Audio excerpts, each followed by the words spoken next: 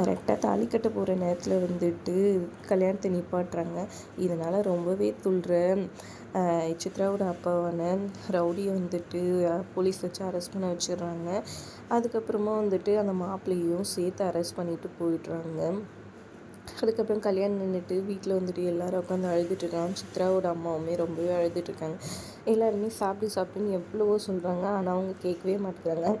என் மாமாவை police arrest பண்ணிடுச்சு, அவர் நல்லபடியாக வந்தால் மட்டும்தான் வந்துட்டு நான் எதுனா சாப்பிடுவேன், அது வரைக்கும் நான் வந்துட்டு பச்சை தண்ணி கூட குடிக்க மாட்டேன்னு உட்காந்து அடம் பிடிச்சிட்ருக்குறாங்க. நான் வேணும்னு எதுவும் பண்ணலக்கா, இவங்க இந்த மாதிரி கஷ்டப்படணும்னு பண்ணல, சித்ரா கல்யாணத்தை எப்படியாவது நிப்பாட்டணும் தான் நான் பண்ணேன்னு சொல்லிட்டு ரொம்பவே ஃபீல் பண்ணிகிட்ருக்காங்க இந்து கில்ட்டியில். ஆனால் வந்துட்டு அவங்க இவங்க ஜட்ஜுக்கு கால் பண்ணி கேட்கும்போது நான் எந்த ஆளுமே அனுப்பலையே அப்படின்ற மாதிரி ஜட்ஜ் வந்து சொல்கிறாங்க. அப்போ நம்ம ஏற்பாடு பண்ணலன்னா வேறு யார் ஏற்பாடு பண்ணி இந்த கல்யாணத்தை வந்து நிப்பாட்டினாங்கன்னு சொல்லிட்டு இந்து யோசிச்சுட்ருக்காங்க.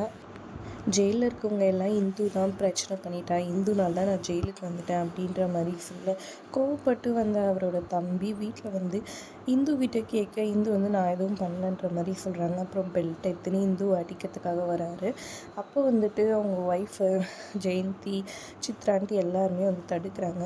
அப்புறம் சித்ரா ஒரு கட்டத்தில் மீறி போய் நான் அந்த இதெல்லாம் பண்ணேன், அவங்க யாருமே காரணம் கிடையாது அப்படின்ற மாதிரி சொல்ல சித்ராவை பெல்ட் எடுத்துன்னு அடிக்கிறதுக்கு வர்றாரு. அப்போ அவங்க அம்மா வந்து தடுத்து நிப்பாட்டுறாங்க.